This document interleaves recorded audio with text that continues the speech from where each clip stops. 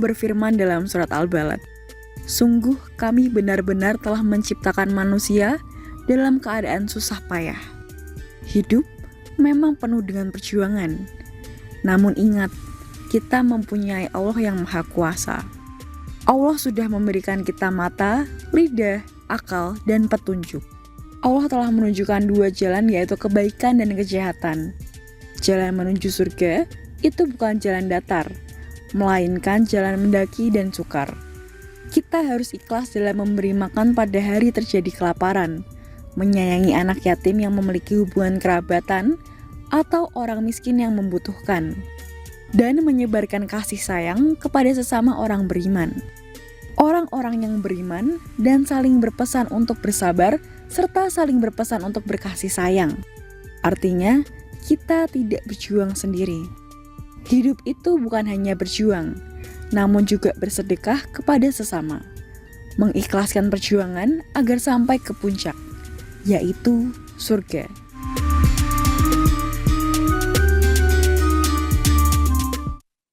Astaghfirullah Rabbal baraya, astaghfirullah minal khataya, astaghfirullah Rabbal baraya, astaghfirullah minal khataya, astaghfirullah Rabbal baraya, astaghfirullah minal khataya.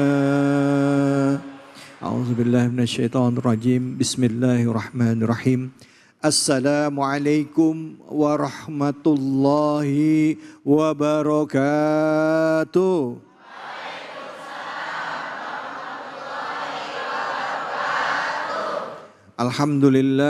Alhamdulillahi rabbil alamin. Puja dan puji mari kita panjatkan atas kehadirat Allah Subhanahu wa taala, Sang Rabbul Alamin. Allah lah awal dan akhir, Allah lah tempat kita kembali.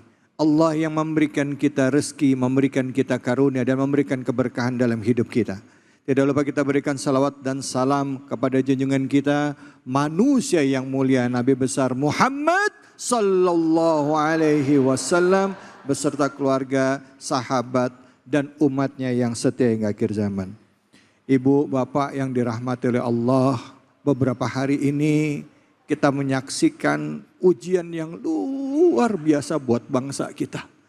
Ujian yang dimana persatuan, kesatuan kita sebagai anak bangsa dicoba dengan ragam perbedaan, dengan ragam pandangan, diuji dengan berbagai macam hal yang mana ini bisa rentan terhadap kebahagiaan dan rentan terhadap persatuan bangsa kita.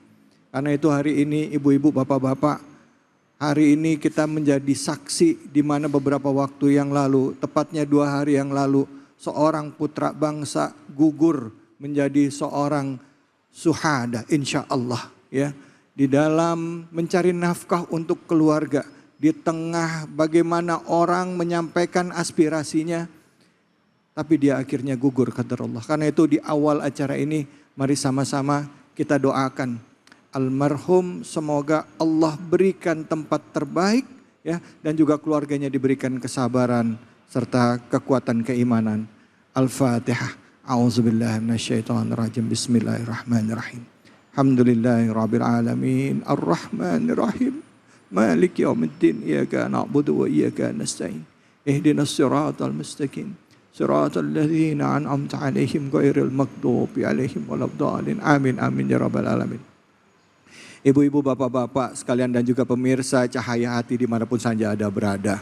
Ujian tidak akan pernah lepas dari kita.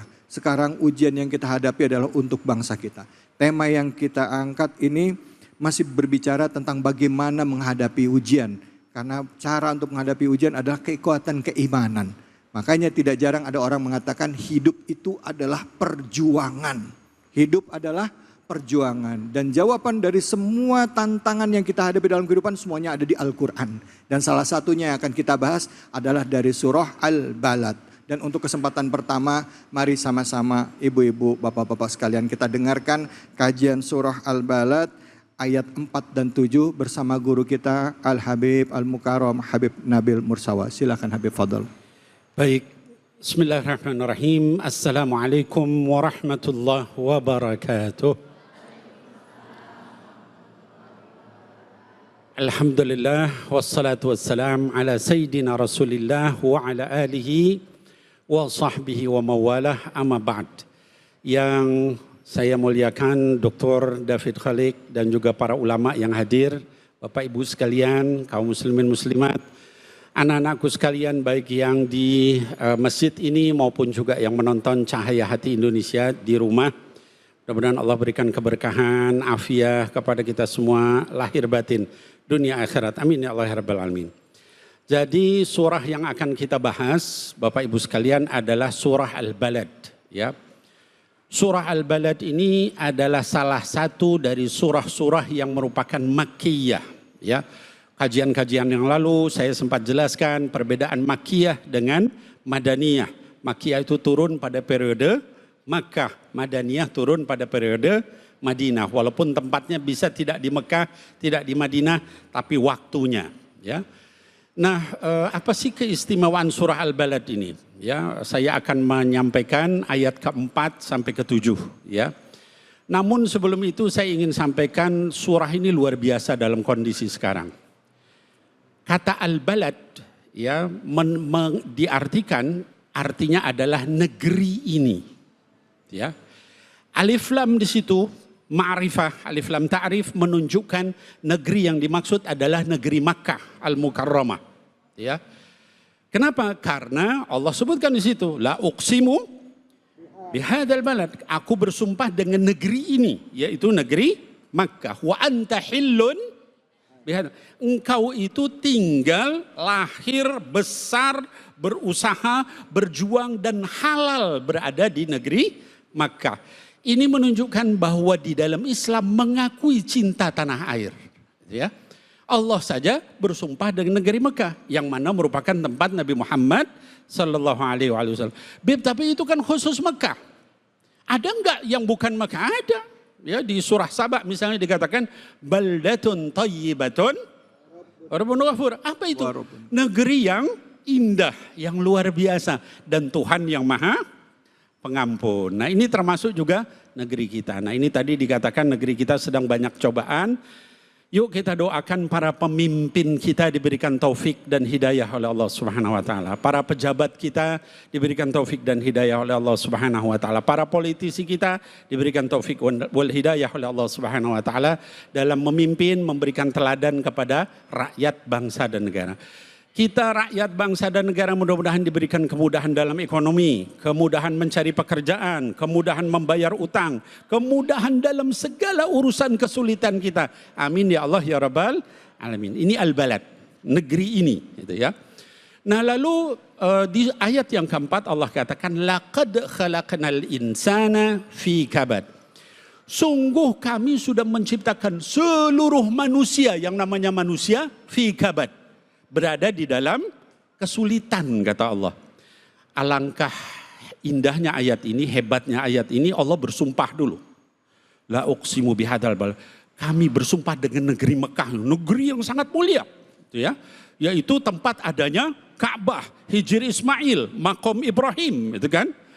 Lalu kemudian kata Allah, wa anta hilum bihadzal balad. Kamu tinggal di sini wahai Muhammad sallallahu alaihi wasallam. Wa walidi wa mawalad, dan demi bapak dan anaknya, yaitu Nabi Adam dan seluruh keturunannya. Kita tahu di negeri Mekah itu sebagian riwayat menyatakan Ka'bah itu ada Hijr Ismailnya itu yang bulat, itu disebut Ka'bah karena itu adalah tumitnya Nabi Adam alaihissalam. Dulu pertama kali jatuh ke dunia, itu tumitnya di situ. Maka disebut Ka'ab, gitu ya. Jadi Ka'bah itu dari situ. Dan Nabi Adam itu dalam hadis sahih dikatakan tingginya 30 meter. Ya, kalau ada orang bilang dinosaurus itu bisa makan manusia, dinosaurus paling tinggi itu cuma 18 meter, Nabi Adam 30 meter. Ya. Nah hadirin wal hadirat, kita kembali kepada tadi. Allah bersumpah berkali-kali. Ya, la uqsimu bihadzal balad wa anta hilum bihadzal balad wa walidi wa mawalad. Untuk apa sumpah itu? Kata Allah, laqad khalaqnal insana fi kabad. Sungguh kami sudah ciptakan manusia itu berada dalam kesulitan. Kalau kita sulit ekonomi, sulit cari kerja, sulit dalam kesehatan, ya berobat, sulit sampai kita pinjam uang, diusir dari kos-kosan, kontrakan, itu Allah sudah bersumpah dengan itu, ya. Sampai berkali-kali sumpahnya, lalu kata Allah, kami sudah ciptakan manusia itu dalam kesulitan. Ada huruf lam di situ, ya lam taukid, ada qad juga taukid. Benar-benar manusia itu dalam kesulitan. Kita lihat dari sejak bayi, ya Bapak Ibu. Bayi lahir nangis apa ketawa? Nangis. Habis itu apa? Susah hidupnya. Terus belajar jalan, susah lagi. Belajar di sekolah, susah lagi. Bekerja, susah lagi. Nikah, punya pasangan suami atau istri, belajar lagi. Punya anak, susah lagi. Dalam seluruh hidup kita, kita selalu berada di dalam kesulitan. Maka jangan kita merasa heran. Kenapa ya hidup saya susah? Kenapa ya Allah saya, ya memang manusia itu susah kata Allah itu ya. Allah sudah katakan begitu. Beb, tapi ada orang yang hidupnya enak-enakan, leha-leha. Ya biarin aja, Allah belum ngurusin dia berarti. Allah belum ngurusin dia, belum merhatiin dia. Lah orang paling mulia saja, orang paling mulia itu siapa Bu? Bapak. Nabi Muhammad SAW. Berat nggak hidup beliau? Yatim, umur 6 tahun piatu. Kakeknya meninggal, pamannya meninggal, istrinya meninggal, anaknya meninggal, dilempari batu, dipukulin, diperangin. Itu orang yang paling mulia. Jadi kalau kita mendapatkan cobaan, jangan kita kemudian, kenapa ya saya kok udah soleh kok malah begini? Ya begitu memang orang beriman. Ya. Lalu kata Allah, ayah sabu alla yaqdir alaihi. Apa manusia itu merasa bahwa enggak ada yang berkuasa atas dirinya? Kalau kita susah tuh Allah tahu. Ya kata Allah. Artinya apa? Kamu tuh usaha aja yang sungguh-sungguh. Doa sungguh-sungguh. Jangan kamu maksiat. Nanti aku selesain. Kata Allah. Itu janji Allah. Ya kepada kita. Asal kita enggak melanggar aturan Allah. Terus namanya penyelesaian Allah tuh kadang enggak sekaligus semua. Dikit diselesain. Dikit ada jalan, supaya kita pahalanya nambah, dosanya sedikit, nanti boleh masuk surga, kan begitu Bapak Ibu sekalian. Ya. Lalu kemudian mereka berkata, yaqulu ahlaktu malan lubada. Waduh, saya ini kalau bahasa anak muda sekarang ini, gue ini sudah habis duit banyak gue. Lu gak tahu aja gitu kan. Buat belajar, buat kursus, buat kerja, ke luar negeri. Ya. Ngapain sih lu pakai ngatur-ngatur gue? Ya. Itu kata anak muda sekarang milenial ya. Kalau lu memang berasa lu nguasain segala sesuatu, lu punya mata siapa yang ngasih? Lu punya telinga siapa yang ngasih? Allah. Lu punya kepala otak siapa yang ngasih? Allah. Lu punya apaan? Kita tanya, gak punya apa-apa dikasih gratis. Apa misalnya kita bikin mata kita sendiri, setting gitu ya. Sedawit pasang, oh pas nih. Telinga. Wah ini udah bisa dengar nih. Kalau kayak gitu boleh sombong. Saya udah keluarin harta banyak. Semuanya adalah dari Allah. Nah kemudian kata Allah dikatakan. Ayah sabu allayyarahu ahad. La ilaha illallah, ngeri ini. Ya. Apakah manusia itu merasa bahwa dia tidak ada seorang pun yang melihat dia. Ketika bermaksiat, ketika dia mengeluh, ketika dia putus asa, ketika dia segala macam. Allah itu maha melihat, maha mengawasi. Anda maksiat Allah tahu, Anda taat Allah tahu, Anda sabar Allah tahu, Anda syukur Allah tahu. Allah itu maha melihat terhadap kita. Nah maka kita jangan putus asa. Kenapa? Tadi Allah sudah bilang begitu gitu ya. Dari awal ya. Bahwa manusia itu laqad khalaqnal insana fi kabad. Sungguh kami sudah ciptakan manusia itu berada dalam kesulitan, termasuk kesulitan bangsa kita saat ini. Ini semua adalah takdir dari Allah. Kita berusaha, kita berdoa. Wallahu a'lam bishawab. Masya Allah, terima kasih banyak Habib Bu. Sama-sama. Pak, kita udah ngeliat ya apa yang terjadi dalam beberapa hari terakhir ini ya. melalui media sosial, melalui TV nasional, prihatin melihatnya ya, baik dari sisi khususnya di sisi rakyat ya yang ikut menyampaikan aspirasi, termasuk juga petugas-petugas ini kan juga anak bangsa juga ya, orang Indonesia juga bukan?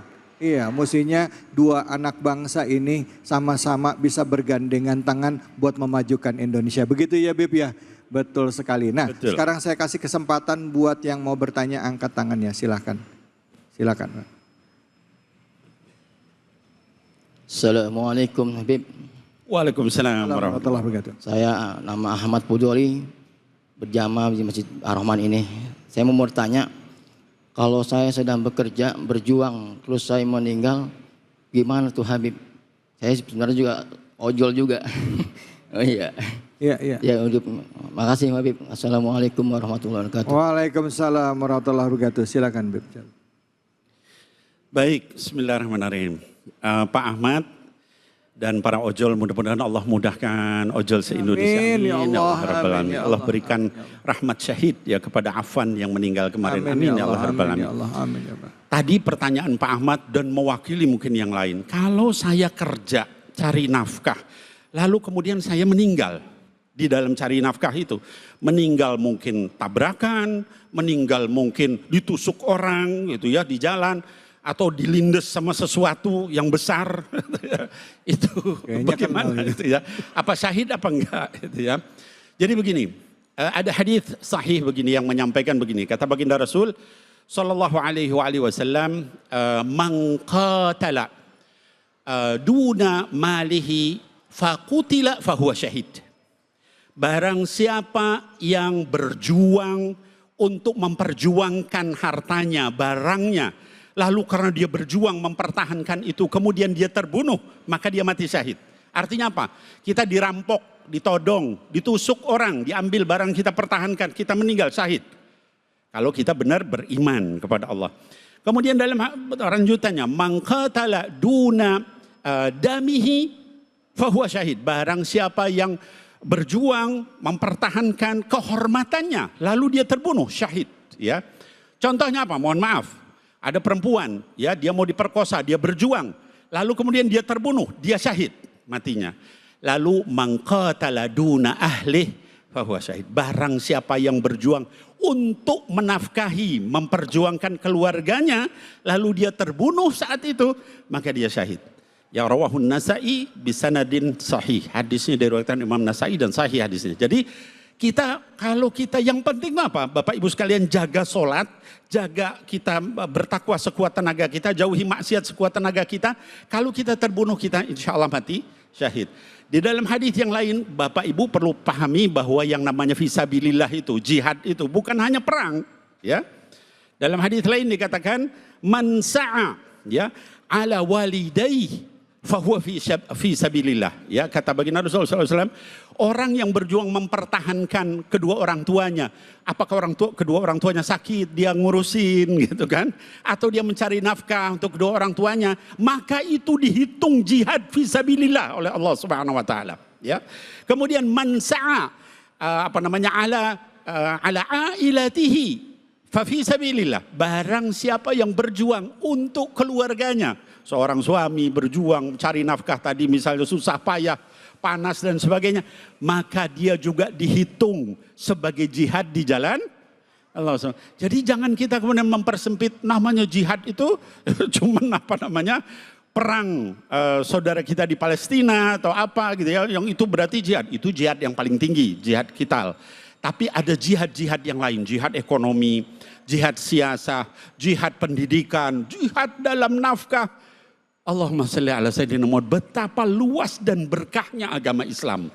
Yang penting apa? Yang penting Bapak Ibu, kita sholatnya benar, ibadahnya benar, semampu kita jauhi maksiat, maka insya Allah Allah berikan fisabilillah. Amin ya Allah ya Rabbal. Amin ya Rabbal alamin. Bu, Pak, saya jadi mau nanya sama Habib nih. Jadi kalau kita ngelihat seperti adinda kita almarhum Afan ya, beliau itu orang yang sedang mencari nafkah untuk keluarganya. Qadarullah kejadian ya, ketabrak dengan sesuatu yang besar.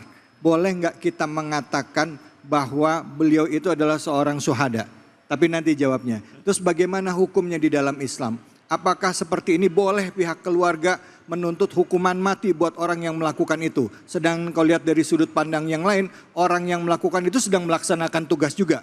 Walaupun sebenarnya tidak ada perintah untuk melakukan lindes dan lain sebagainya. Begitu. Nah, gimana kita menyikapi ini? Ya, jangan kemana-mana, tetap di sini. Di Cahaya Hati Indonesia.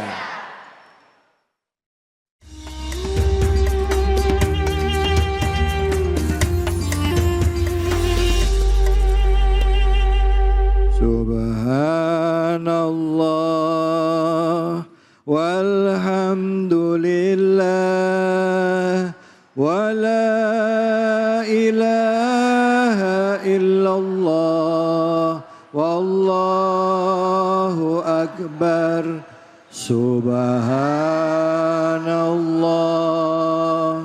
walhamdulillah wa la ilaha illallah wallahu akbar. Subhanallah walhamdulillah wa la ilaha illallah wallahu akbar. Alhamdulillah, alhamdulillahirabbil alamin. Pemirsa Ainus dimanapun saja Anda berada, tadi kita sudah membahas ya surah Al-Balad bersama guru kita Habib Nabil Al-Mursawa. Ayatnya adalah ayat keempat dan kelima. Ayat selanjutnya yang akan dibahas yaitu ayat ke-6 dan ke-7. Dan sudah hadir bersama kita guru kita Al-Mukarram Al-Ustadz Alfian Hidayat. Untuk itu pada beliau kami persilakan. Silakan Ustaz. Assalamualaikum warahmatullahi wabarakatuh. Waalaikumsalam warahmatullahi wabarakatuh. Beli daun salam dibungkus pakai kertas. Cakep. Yang jawab salam mudah-mudahan utangnya biar pada lunas. Amin. Yang aminnya paling kencang ketahuan utangnya paling banyak. Bismillah walhamdulillah.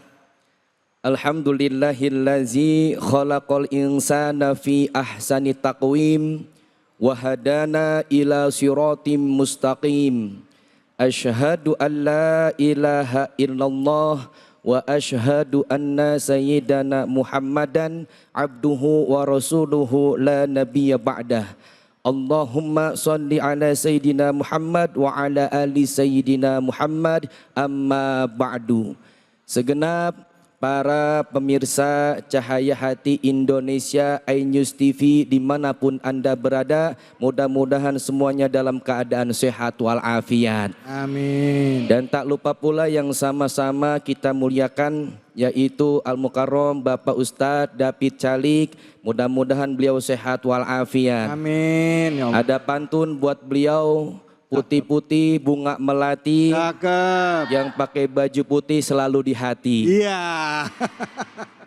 Kata ibu-ibu yang pojokan, putih-putih bunga melati. Cakep. Yang pakai baju putih kita doain biar cepat. Mati. Biar cepat pergi haji. Oh, amin. Main mati baik. Iya, iya. Dan pula segenap para bapak-bapak, ibu-ibu, jamaah masjid, jami Ar-Rahman yang mudah-mudahan semuanya selalu diberkahi oleh Allah Subhanahu wa taala. Amin ya rabbal Amin. Kita ngomongin soal tema pada kesempatan kali ini, yaitu mengenai hidup itu perjuangan. Kalau kata orang sono, orang barat yang kalau sarapan pagi pakai roti sama selai, apa kata mereka? Life is a struggle. Do you understand? Yes. Yes aja biar cepat. Emang ibu-ibu tahu struggle apaan? Apa naik struggle? Tadi main manggut-manggut baik. Struggle itu bu, kalau ibu-ibu abis bebenah badan pada struggle. Pegel, pegel. Pegel ya. Struggle itu adalah perjuangan. Makanya mengutip ada makalah nih yang bunyinya begini. Ijhad wala taksal wala taku gofilan fanadamatul uqba lima yatakassalu.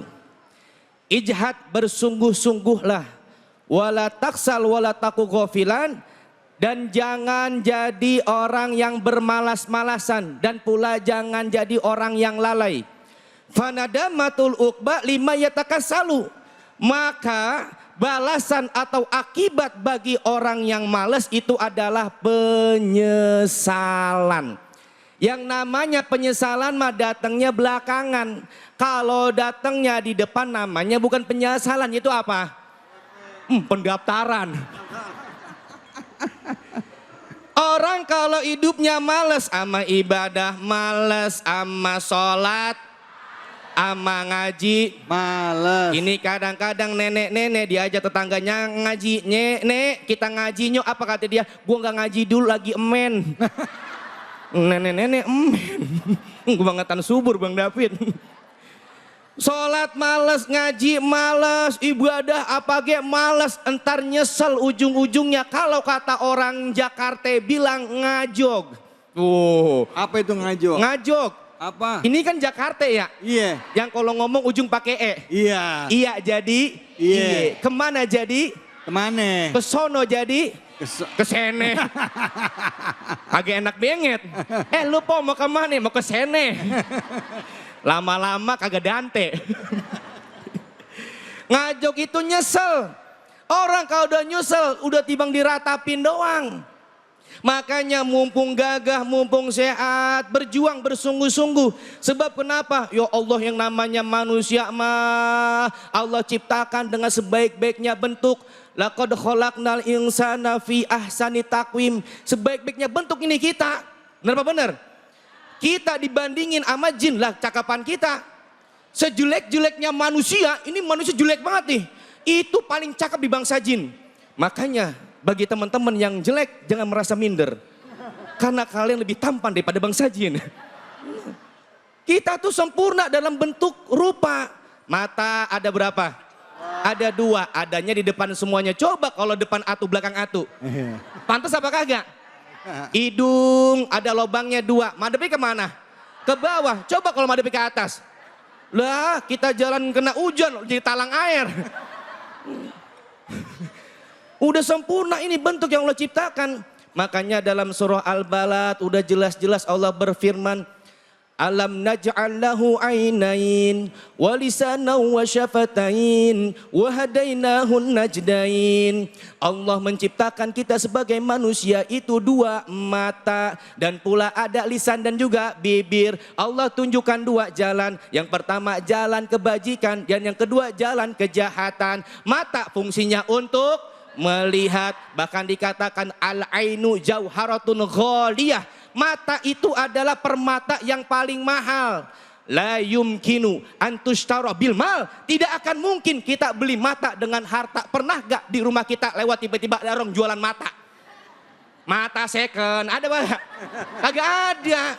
Karena mahalnya luar biasa itu mata. Makanya ini jaga ini mata. Sebab apa? Apa yang dirasa oleh hati, apa yang dipikirin oleh akal kita, itu tergantung daripada apa yang kita lihat, Pak. Nih, makanya jaga ini pandangan. Jangan main asal lihat baik. Saya mau tanya bapak-bapak nih ya, khusus bapak-bapak. Kalau bapak-bapak lagi naik motor di jalan, tiba-tiba ngeliat orang, itu perempuan seksi banget pakaiannya. Kira-kira diliatin apa kagak? Liatin. Oh Allah, jujur banget. Kata bapak-bapak, baginda diliatin dosa, enggak diliatin barang bagus. Mubazir. Makanya buat para perempuan nih, kita sebagai laki-laki udah menjaga banget pandangan kita. Makanya kalau jadi perempuan pakai pakaian yang bener ngapa? Ya apa iya? Lah iya, emang kita kagak puyeng ngeliat kayak begituan? Pakaian kayak begitu kan, ya Allah, Rabbi. Memang pertama kali kita ngelihat itu memang rezeki Pak buat kita. Tapi kalau udah ngedip Pak, itu menjadi dosa. Makanya besok-besok kalau kayak gitu bawa pentol korek. Ganjel datu mata. Iya. Nih mata nih, ya kudu dijaga daripada melihat sesuatu yang bukan hak kita. Dan pula Allah telah menciptakan kita, menjadikan kita ini lisan dan pula apa yang namanya? Bibir. Untuk apa? Untuk kita berbicara.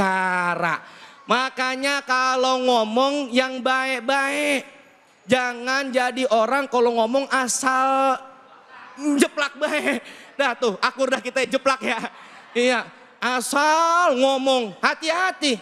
Kul khairan auliyasmut. Bicaralah yang baik. Kalau kagak ngomong baik mendingan diem. Bu, kira-kira di rumah seringan mana? Seringan mana ini Maya? Seringan mana nih? Baca Quran apa main HP?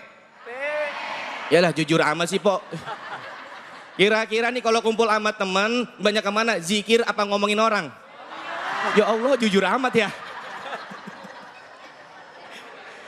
Ngomong yang baik-baik apalagi kalau sampai ucapan kita menyakiti orang lain sehingga orang lain emosi, itu awal dari kehancuran.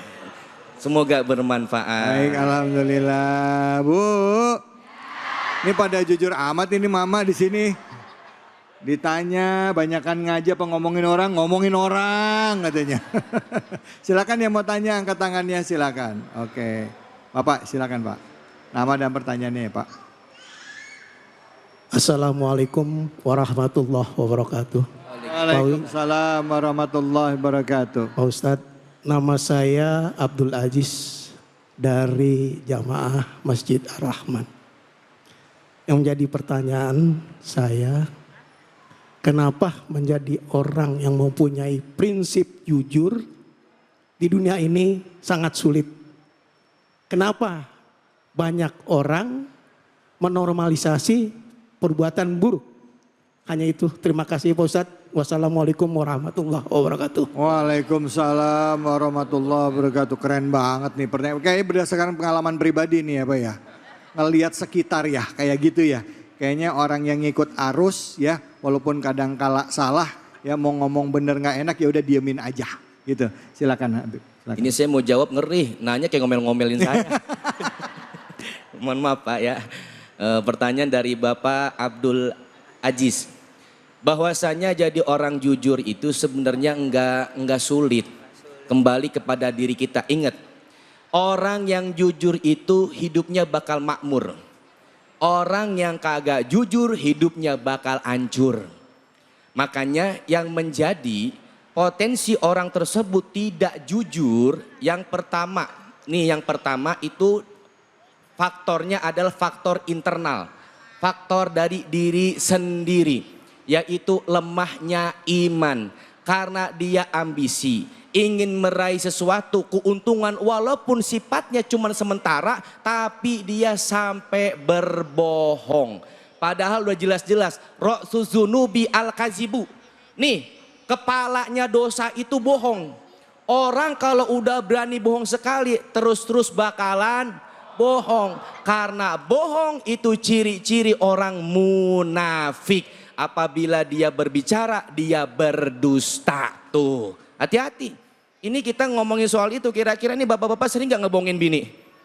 Wow, gaji 5 juta, ngomong bini mah cuma 3 juta. Iya Pak. Kemana Ustaz?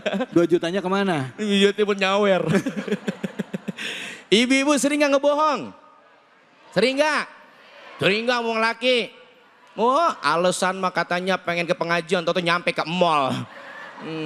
Jangan dibiasain ngebohong, karena sekali berani ngebohong itu akan terus-terus berbohong. Dan yang kedua adalah faktor eksternal, faktor lingkungan. Ya. Yang mana kalau kita jujur bakal banyak dimusuhin orang. Betul. Bakal banyak dimusuhin temen. Betul. Jadi ujung-ujungnya ikut-ikutan bohong. Ada gak kayak begitu? Ada. Bro, ini cair nih proyek. Iya, ntar bilang sama sono mah sekian persen, ntar kita ambil sekian persen. Siapa kagak? Kalau kagak awas gue bunuh lu. Kira-kira kita kalau digituin, diancam kayak gitu, mau gak bohong?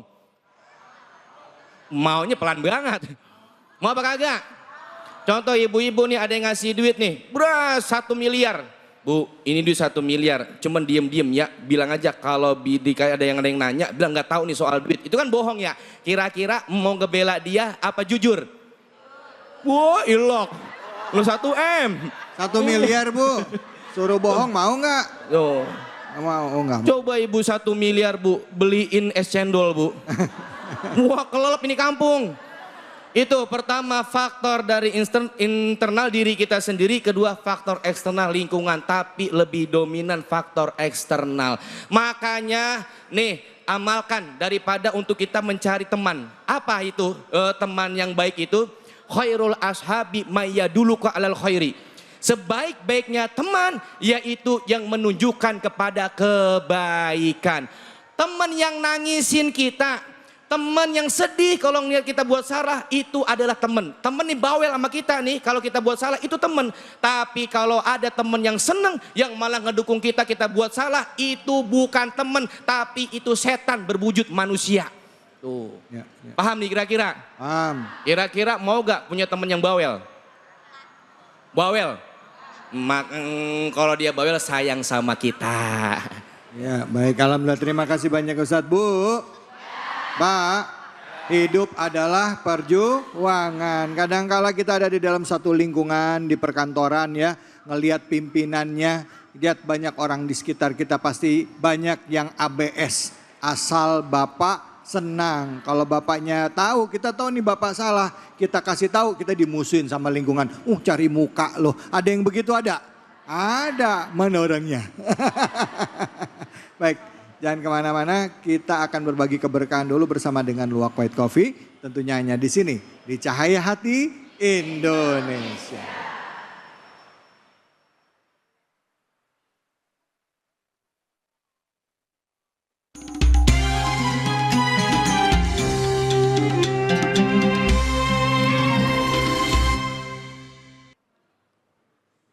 Jamaah, ada pantun nih. Main bulu tangkis di lapangan, mainnya hati-hati. Saatnya kuis Cahaya Hati Indonesia berbagi keberkahan bersama Luwak White Coffee. Alhamdulillah. Ini Bapak Ibu mau hadiah enggak? Mau banget apa mau aja? Kalau mau banget, syaratnya harus bisa menjawab pertanyaan yang saya berikan. Simak baik-baik pertanyaannya. Pertanyaannya adalah, apa nama surat yang dibahas? Angkat tangan yang bisa menjawab. Wah, ibu yang paling depan, paling semangat angkat tangannya.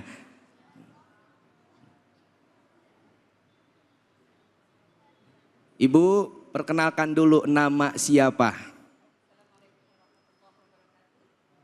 Boleh mic-nya Ibu? Sebentar. Sudah? Silakan. Terima kasih. Izin Ustadz, nama saya Ibu Hernawati, dan saya dari salah satu Majelis Taklim As-Solihin. Izin menjawab pertanyaan Ustadz, jawabannya adalah surat Al-Balad. Bener gak jawabannya surah Al-Balad? Alhamdulillah. Selamat untuk Ibu Ernawati mendapat hadiah uang sebesar 1 juta rupiah dari Luwak White Coffee, dipotong pajak. Alhamdulillah. Semoga bermanfaat buat Ibu Erna. Dan pula buat semua para pemirsa, jangan kemana-mana. Nanti masih ada segmen-segmen berikutnya. Tetap di Cahaya Hati Indonesia.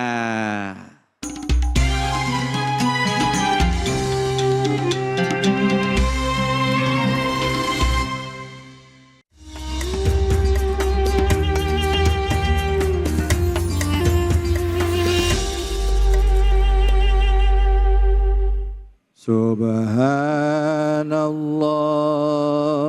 walhamdulillah wa la ilaha illallah wallahu akbar.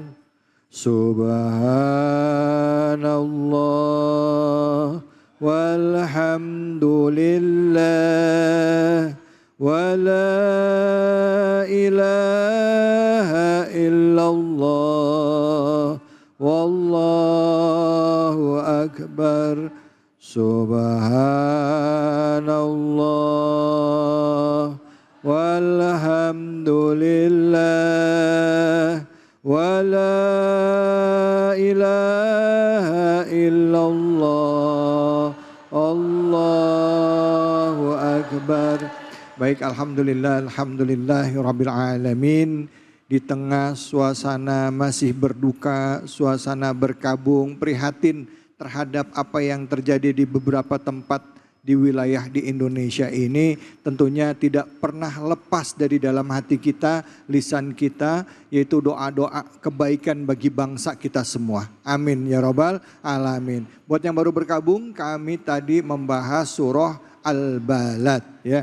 Tadi sudah dibahas ayat ke-8 sampai ayat ke-10 dan selanjutnya kita akan simak ayatnya yang akan dibahas kajian berikut ini bersama guru kita Al-Habib Al-Mukarram Habib Nabil Al-Mursawa, yaitu surah Al-Balad ayat 11-16.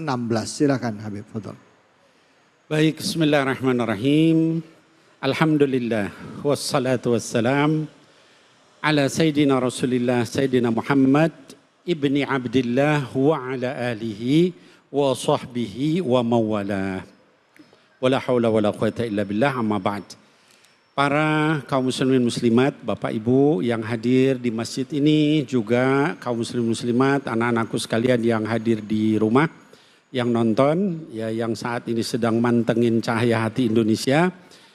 Tadi di awal kita sudah bahas, bahkan Ustadz Alfian juga tadi sudah bahas. Yang akan saya bahas adalah ayat 11 sampai 16. Surah Al-Balad ini memang Masya Allah ya, kalau kita yang membaca kitab-kitab tafsir, yang memahami tafsir luar biasa ya. Tadi saya sudah jelaskan di ayat surat ayat yang keempat itu, laqad khalaqnal insana fi kabad gitu ya. Sungguh kami sudah menciptakan seluruh manusia berada di dalam kesulitan ya. Ada huruf lam, ada huruf qad. Itu ya, la qad. Jadi lam itu taukid, kemudian qad itu taukid, artinya menunjukkan benar-benar manusia itu pasti dalam kesulitan. Lalu ayat 11 ini kata Allah, falaqtahamal aqabah. Ya. Kata Allah Subhanahu wa taala, maka tidakkah dia manusia itu bersedia untuk melalui jalan yang mendaki dan susah. Apa itu keindahan ayat ini? Tadi di awal sudah dijelaskan bahwa manusia itu susah. Sekarang disuruh mendaki jalan yang lebih susah lagi. Bib, kenapa begitu? Yang pertama Allah bicara tentang seluruh manusia kan? Al-insan. Laqad khalaqnal insana fi kabad. Artinya apa? Mau yang muslim, mau yang non-muslim, mau yang segala macam, semua itu manusia itu semua dalam kesulitan. Mau dia muslim gak muslim, pasti diberikan sakit, diberikan susah, diberikan miskin, diberikan macam-macam sama Allah. Tapi begitu orang yang beriman, Allah tawarkan sama kita semua. Ini yang nawarkan siapa? Allah. Apa kata Allah? Falaqtahama al-aqabah. Fala, tidakkah sekiranya, tidakkah seandainya, ya?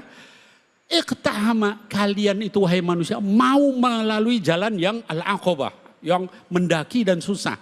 Ini khusus untuk orang yang beriman kepada Allah Subhanahu wa taala. Jadi ma yustafad min hadhil ayah, ya. Apa ilmu yang bisa kita ambil fikihnya dari ayat ini? Bahwa kalau orang kafir itu susah, orang beriman jauh lebih susah hidupnya. Paham ya, Bu?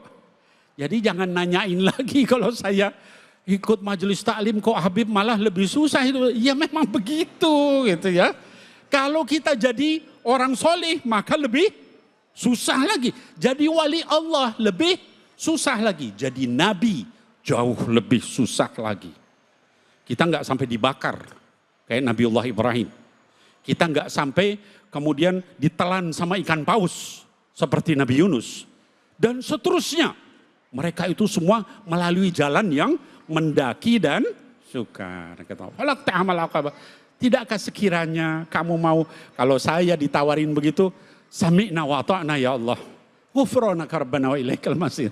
Saya dengar, saya taat ya Allah, tapi mohon ampun kalau saya enggak kuat. Mohon ampun, beri kekuatan kepada saya, ya. Lalu apa kata Allah, ya falaqtahamal aqabah itu, ya. Apa jalan mendaki dan sukar itu? Maka Bapak Ibu, kalau kita lihat Quran, kita akan dapatkan kalau orang kafir tadi sudah susah, orang beriman sekedar kita itu menyatakan la ilaha illallah Muhammadur Rasulullah, itu sudah cobaannya lebih berat. Alif lam mim ahasiban nasa ay yutraku ay yaqulu amanna wa hum la yuftanun. Allah yang bilang, kata Allah, Alif lam mim, apa manusia itu mengira dia akan dibiarkan mengucapkan saya sudah beriman, lalu tidak datang cobaan kepada dia. Kalau kita beriman jauh lebih sukar lagi. Kalau kita menjadi orang yang istiqomah di jalan, lebih sukar lagi. Wala nabluwannakum, ya. Kata Allah Subhanahu wa ta'ala, dan sungguh-sungguh kami akan menguji mereka hatta na'lamal mujahidina minkum wassabirin. Sampai ketahuan mana yang benar-benar ikhlas dalam berjuang dan mana yang benar-benar sabar dalam ujian. Itu yang bilang siapa? Allah Subhanahu wa ta'ala. Falaqtahamal aqabah.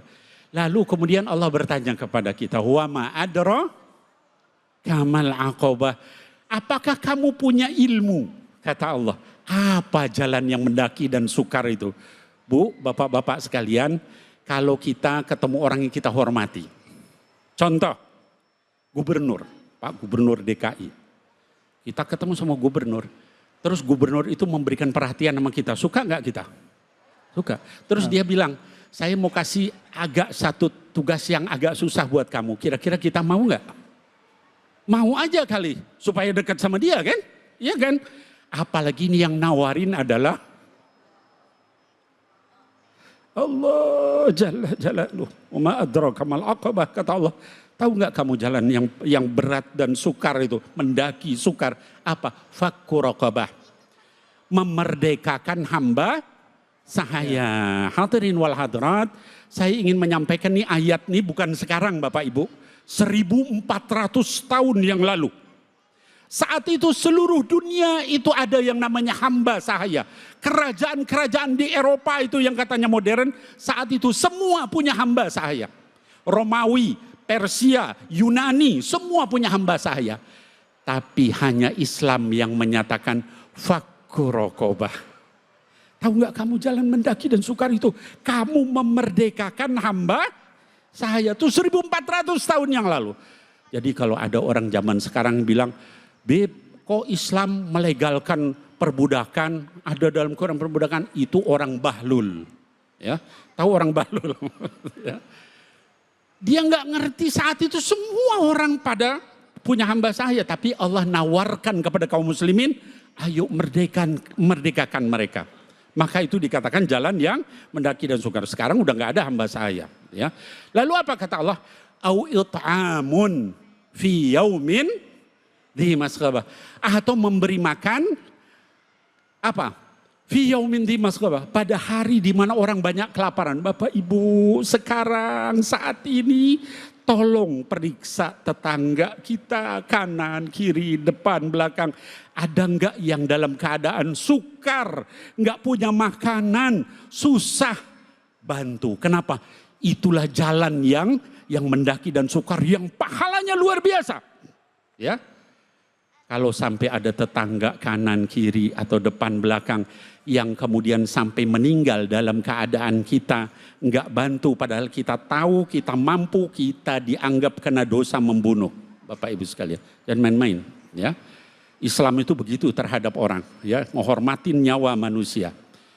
Bantu, wah tapi saya enggak mampu ya bantu, 10.000, 5.000. Yang penting uzur kita di hadapan Allah. Saya udah bantu, kemampuan saya segini ya Allah, enggak lebih dari ini. Ya, memberi makan, it'am, ya, fi yaumin dhi masghabah. Kemudian yatiman dha maqrabah, anak-anak yatim yang punya kekerabatan sama kita. Masya Allah, ini ayat realistis banget dengan kondisi kita. Ada enggak kerabat kita yang yatim anaknya? Ya, kata Allah, coba bantu itu. Ya. Dia anak yatim, enggak ada yang ngasih nafkah. Kerabat kita, keluarga besar kita walaupun jauh. Ya, kita mampu maka kita bantu. Ini benar-benar real dengan kondisi sekarang gitu ya. Yatiman dha maqraba. Lalu apa kata Allah? Au miskinan dha matraba. Atau orang-orang miskin yang sedang sangat butuh ya. Ini tadi Bapak Ibu sekalian ya kita lihat, maka tadi kita katakan kita doakan bangsa kita sekarang. Karena banyak orang yang susah, banyak orang yang kemudian diusir dari tempat kontrakan, tempat kos, karena nggak bisa bayar, yang di PHK dan sebagainya. Inilah kondisi di mana orang-orang banyak yang punya kebutuhan. Kalau kita mampu bantu, walaupun cuma sedikit. Saya mampu bantu Beb, tapi cuma 5.000, nggak apa-apa, itu alasan di hadapan Allah. Cuman misalnya 10.000, cuman 50.000, cuman 100.000.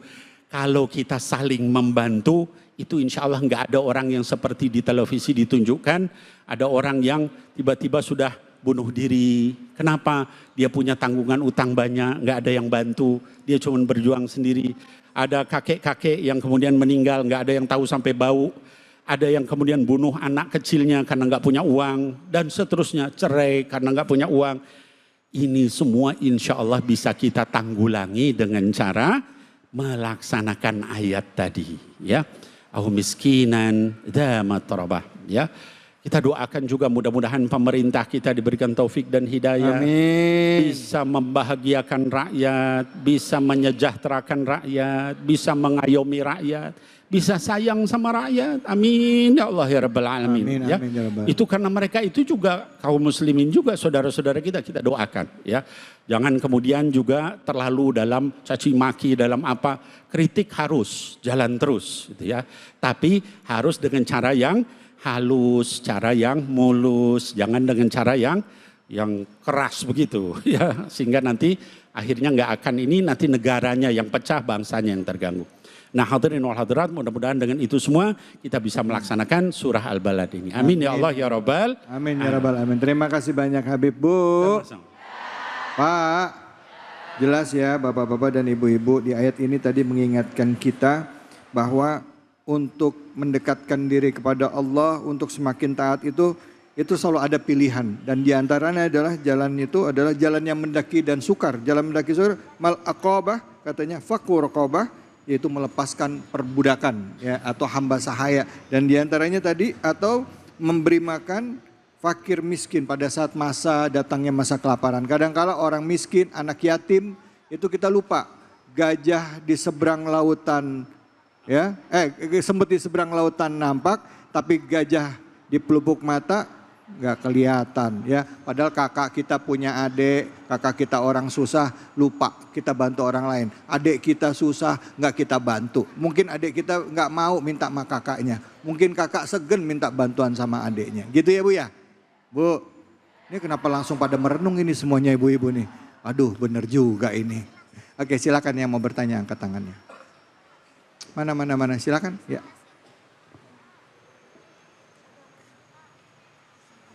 Assalamualaikum warahmatullahi wabarakatuh. Waalaikumsalam warahmatullahi wabarakatuh. Saya Ibu Nur Sifa, izin bertanya Habib, apa hukumnya zolim kepada orang yang sedang berjuang dalam kebaikan? Itu saja, terima kasih. Wassalamualaikum warahmatullahi wabarakatuh. Waalaikumsalam warahmatullahi wabarakatuh. Silakan Habib, bisa dijawab. Iya. Iya, secara umum ya, secara umum. Secara umum itu begini, di antara dosa yang termasuk dosa besar itu zolim. Ya. Di dalam surat Hud Allah sebutkan ala la'natullahi 'alal zalimin. Hati-hatilah, takutlah kalian, waspadalah kalian laknat Allah terhadap orang-orang yang zalim. Jangan kita berbuat zalim. Dalam hadis bahkan dikatakan ittaqu adz-zulma fa inna adz-zulma dhulumatun yaumal qiyamah. Rawahul Bukhari wa Muslim fi sahihaihima. Kata baginda Rasul SAW, takutlah kalian terhadap perbuatan zolim. Karena perbuatan zolim itu menggelapkan kalian di hari kiamat nanti. Jadi orang itu yang melek aja itu susah di hari kiamat itu. Apalagi yang gelap gak bisa lihat apa-apa. Nabrak sana nabrak sini. Na'udzubillah. Kezoliman itu bahaya Bapak Ibu. Ya. Bahkan misalnya ya disebutkan di dalam hadis yang lain ya dikatakan, ini penting ya soal kezoliman ini Bapak Ibu sekalian. Jangankan zolim sama orang. Zolim sama binatang saja nggak boleh dalam Islam. Ya, dalam hadis riwayat Bukhari wa Muslim dikatakan ada seorang wanita ahli ibadah yang masuk neraka karena kucing. Mungkin kita bilang, oh iya Bib, dia bunuh kucing pantas aja. Bukan karena kucingnya. Tapi karena dia menyiksa zolim terhadap kucing itu, diikat kucingnya, terus nggak boleh makan sampai kucing itu kelaparan mati. Wanita itu masuk neraka. Kata Nabi SAW, hiya finnar. Dia masuk neraka, bunuh kucing, apalagi bunuh orang. Gitu ya. Ada lagi wanita yang masuk surga karena anjing, bukan anjingnya. Ya, wah kalau gitu kita miara anjingnya, bukan gitu. Tapi wanita itu memberi minum anjing itu pada saat dia sedang kehausan, maka kemudian dikasih minum sampai anjing itu kemudian selamat dan Allah ridho ngampuni semua dosa perempuan itu. Padahal dia ahli maksiat. Ya. Jadi sekali lagi jauhi kezoliman. Zolim itu bisa zolim mungkin penguasa terhadap rakyat, tapi bisa juga rakyat terhadap penguasa. Gitu ya. Hati-hati ya.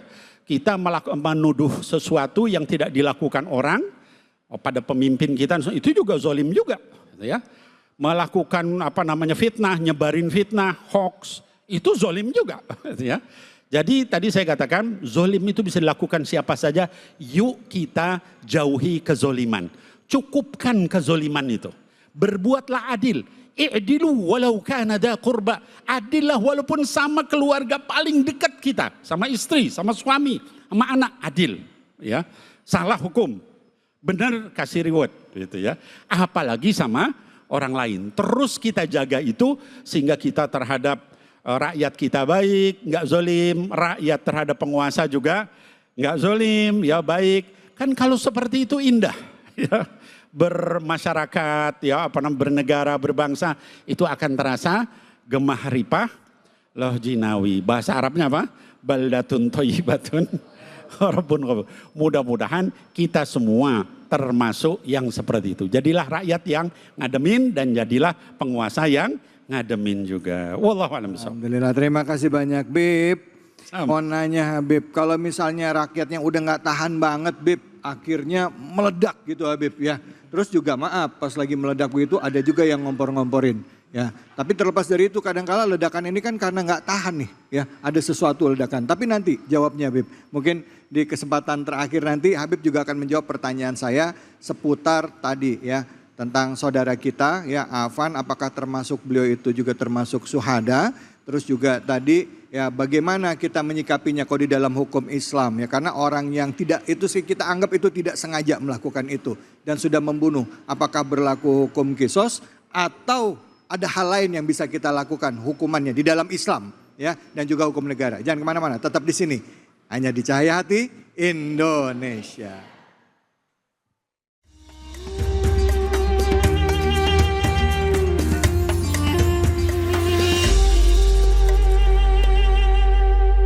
Astaghfirullah Rabbal baraya.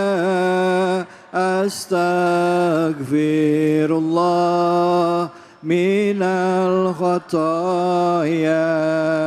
Astaghfirullah Rabbal baraya. Astaghfirullah minal khataya. Sallu ala Nabi Muhammad. Baik ibu-ibu, bapak-bapak, pemirsa Cahaya Hati Indonesia. Tugas kita adalah memberikan ketenangan ya bagi orang-orang yang saat ini hatinya gelisah. Karena orang mukmin itu, orang beriman itu jiwanya tenang. Pada saat diuji dengan kesulitan, dia bersabar, diberikan kenikmatan, dia bersyukur. Itu adalah ciri-ciri orang yang beriman. Gak pernah gelisah, hatinya tenang karena selalu prasangka baik kepada Allah. Nah, hari ini kita coba mengkaji dari surah Al-Balad, melihat dan menyikapi apa yang terjadi di negara kita. Ya, baik, untuk itu kesempatan selanjutnya sudah hadir bersama kita guru kita Al-Mukarram Al-Ustadz Alfian Hidayat untuk melanjutkan kajiannya. Silakan Ustadz Fadol. Assalamualaikum warahmatullahi wabarakatuh. Bismillah walhamdulillah. Assalatu wassalamu ala Rasulillah Sayyidina Muhammad ibni Abdillah wa ala alihi wa sahbihi wa mawalah la haula wa la quwata illa billah amma ba'du. Segenap para pemirsa Cahaya Hati Indonesia iNews TV dan pula para bapak-bapak, ibu-ibu yang berbahagia, bahwasanya di dalam surah Al-Balad di situ dijelaskan dua golongan manusia. Yang pertama ashabul yamin dan yang kedua ashabus shimal. Ya, ada dua golongan manusia. Yang pertama golongan yang kanan, yang kedua golongan yang kiri. Siapa sih mereka golongan yang kanan tersebut? Yaitu allazina amanu wa tawasaw bisobri wa tawasaw bil marhamah. Golongan yang kanan adalah yaitu orang yang beriman kepada Allah Subhanahu wa taala. Ciri orang yang beriman di dalam surah Al-Balad tersebut adalah mereka yang berpesan kepada saudaranya akan bersabar. Dan selanjutnya ciri orang yang beriman adalah mereka yang berpesan untuk berkasih sayang. Tuh ciri orang-orang yang termasuk golongan yang kanan. Kita mau yang mana nih? Kalau yang kanan itu ntar masuk ke dalam sorga, yang kiri masuk ke dalam neraka. Mau yang mana? Yang kanan apa yang kiri? Yang kiri itu siapa? Mereka yang kufur atas ayat-ayat Allah Subhanahu wa ta'ala. Mereka masuk ke dalam surga neraka yang mana kekal di dalamnya. Na'udzubillah. Ini kita harus terapkan daripada surah tersebut supaya kita termasuk orang-orang yang selamat dunia dan akhirat. Kita disuruh untuk berpesan kepada saudara kita akan bersabar. Bersabar dalam hal apa saja? Yang pertama bersabar dalam ketaatan. Sholat tubuh kudu sabar. Iya apa iya? Kadang-kadang kita sholat pengennya buru-buru apa kagak? Padahal sholat mabu kira-kira paling lama nih sholat subuh berapa menit? Berapa menit? Oke dah 5 menit. Sholat zuhur berapa menit? 5 menit, kalau 5 menit dikali 5 cuman 25 menit sehari semalam tuh kita sholat fardu. Selebihnya kan banyak banget itu waktu, ya apa iya? Terus kadang-kadang sholat masih buru-buru baik. Ya Allah ya Karim, urusan kita menghadap Allah masih terburu-buru mulu. Na'udzu. Apalagi kalau udah keperluan ini kita kadang sholat Allahu Akbar. Ya Allah itu bacaannya gasik banget. Ya apa iya? Dia habis salam, totonya langsung buru-buru kagak wirid dulu. Iya. Ada gak kayak begitu? Ada. Apalagi kalau tengari masuk waktu zuhur dia lagi asik nonton TV, nonton sinetron. Dia gerak sejadah di depan TV kata anaknya, mama ngapain gerak sejadah depan TV? Mumpung lagi iklan. Ada apa kagak? Ada. Dia pesen ke anaknya, tong kalau ntar filmnya udah mulai bilangin emak ya. Lah kan emak ngelisot nggak apa-apa. Rokat pertama masih iklan, kedua masih iklan, ketiga masih iklan. Pas rokat keempat kata anaknya, mama film udah mulai. Ya Allah itu ngabisin rokat buru-buru mulu. Na'udzu. Sholat kudu sabar. Sholat kudu sabar. Karena kenapa? Yang namanya bersabar dalam ketaatan itu harus dikerjakan. Sholat kudu sabar, puasa kudu sabar. Apalagi yang namanya puasa kadang-kadang hari pertama itu mata udah mulai rabun. Ngeliat sunlight udah kayak sirup marjan. Lihat kecoa udah kayak korma. Iya apa iya? Ujiannya luar biasa, mata udah mulai rabun, kudu sabar. Tuh bersabar dalam ketaatan. Yang kedua bersabar dalam hal apa? Bersabar dalam meninggalkan kemaksiatan. Ketika contoh ada orang ngajak maksiat kita kira-kira ikut apa kagak? Bapak-bapak mau jalan ke masjid, mau sholat berjamaah tiba-tiba ada temen ngajakin, Pak mau kemana? Mau ke masjid. Ngapain ke masjid? Ikut saya nyok. Ngapa? Di sono lagi pesta, makanan banyak, wow, pokoknya enak dah buat traktir semuanya. Kira-kira jadi ke masjid apa kagak? Kagak. Allah urami. Ibu-ibu mau jalan ke pengajian tiba-tiba temennya ngomong, Bu mau kemana? Mau ngaji. Bu ini ikut saya nyok, kita ke mall kita nonton saya yang bayarin. Kira-kira ngaji apa kagak? Ngaji apa kagak? Ini setengah-setengah yang ngomong ini. Ya ada ngomong ngaji, ada ngomong kagak. Tuh ujian luar biasa kalau kita menjalani ketaatan. Meninggalkan maksiat pun ujian luar biasa. Contohannya begini Pak, tetangga kita nih ya, hajatan 3 hari 3 malam. Dia nanggap dangdut, biduannya cakep-cakep. Kira-kira bapak-bapak nonton apa kagak? Nonton apa kagak? Wah, bukan cuma nonton doang, nukerin duit buat nyawer. Tuh, kudu berpesan untuk menghindari kemaksiatan dan berpesan yaitu untuk bersabar ketika mendapat musibah. Orang-orang yang sabar tatkala mendapat musibah dia mengucapkan inna lillahi wa inna ilaihi rajiun. Kita semua ini dari Allah dan kita semua akan kembali kepada Allah. Kalau kita sadar kita semua dari Allah akan kembali kepada Allah, kira-kira pantas gak buat sombong? Pantas apa kagak buat belagu? Kagak pantas kita hidup di dunia po. Makanya di ayat tersebut berpesan untuk berkasih sayang. Karena manusia adalah makhluk sosial yang saling membutuhkan satu dengan yang lainnya. Betul apa betul?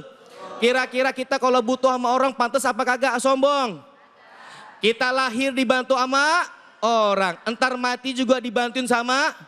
Ada orang sini yang mati dia gali kuburan dewek. Dia pakai kain kapan dewek, ada apa kagak? Kalau ada kabur sadadanya. Semua kita butuh orang lain. Kita makan nasi di rumah itu nasi dari mana? Dari mana nasi? Beli dulu di warung beras. Beras di warung dari mana? Dari mana? Dari penggilingan. Penggilingan dari mana? Dari petani. Coba Pak, mohon maaf, semuanya kantoran semua kagak ada petani. Kita makan apaan? Makan apa? Ilok duit kita garis baik, nggak mungkin. Itulah luar biasanya Allah menciptakan manusia dengan keadaan yang berbeda-beda. Supaya apa? Kita bertafakur, kita berpikir. Makanya Allah menciptakan dalam diri kita itu apa nih? Mata untuk melihat mana yang baik, mana yang buruk. Ini kita bisa memilih daripada itu. Cuman ujian untuk menjalani sebuah yang buruk itu luar biasa. Luar biasa godaannya. Kadang-kadang kita mau berangkat ngaji tiba-tiba gerimis. Yang keluar bukan pala duluan, tangan duluan. Tangan keluar ya gerimis. Ya gede, ini malah gede pisan. Iya. Pas giliran aja ada hiburan di tetangga. Dia gerimis, dia tangannya keluar ya gerimis. Entar dia penter, ini penter. Lah penter pisan udah. Tuh ujiannya luar biasa. Maka dari itu kita saling berpesan untuk bersabar dan pula berpesan untuk berkasih sayang. Ada orang yang memerlukan bantuan kita, kita tolongin apa kagak? Kita tolongin, kita bantu, kita lihat sekitar kita keadaannya mereka seperti apa. Sebab kenapa kata baginda Nabi, orang-orang yang penyayang mereka akan disayangi pula oleh Allah Subhanahu wa taala. Pengen apa kagak disayangin sama Allah? Sebab kenapa Bu? Mohon maaf lahir dan batin. Nanti kita masuk ke dalam sorga itu bukan karena ibadah kita, bukan. Ibadah kita yang kita lakukan sampai saat ini mungkin sampai nanti kita mati. Itu nggak bisa kebeli nikmatnya sorga. Ibadah yang kita lakukan sampai saat ini aja kira-kira sebanding nggak dengan nikmat yang Allah berikan kepada kita. Jangankan yang lain-lain dah. Nikmat mulut nih. Dengan ibadah yang kita lakukan sampai saat ini kebayar apa kagak nikmat mulut? Kagak. Makanya yang kita cari adalah rahmat Allah, yaitu kasih sayangnya Allah Subhanahu wa taala. Dengan kita berkasih sayang, dengan kita menyayangi orang lain, terkhusus keluarga kita, Allah pula akan sayang kepada kita. Pak, sayang nggak sama istri? Sayang nggak sama istri? Ngomongnya iya. Bu, sayang nggak sama suami? Wah, nih danta baru nih. Danta, mau sekalah. Ulang lagi ya, sayang nggak sama istri? Ya. Wah, sayang bener apa kagak nih? Kadang-kadang laki ngomong goma sama lu. Pokoknya sayang banget waktu belum jadi bini mau ngomong di bawah pohon kelor kan ya. Iya, goma sayang banget sama lu. Pokoknya gua nggak bisa hidup tanpa lu. Begitu tuh kata laki. Kata bini juga sama bang. Neng juga nggak bisa hidup tanpa abang. Pret.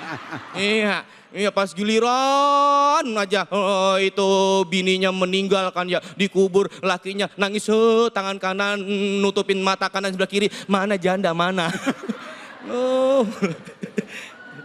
Yuk kita amalin, kita saling berpesan, saling menasehati, karena dengan kita berkasih sayang Allah sayang dengan kita. Amin ya rabbal alamin. Bu.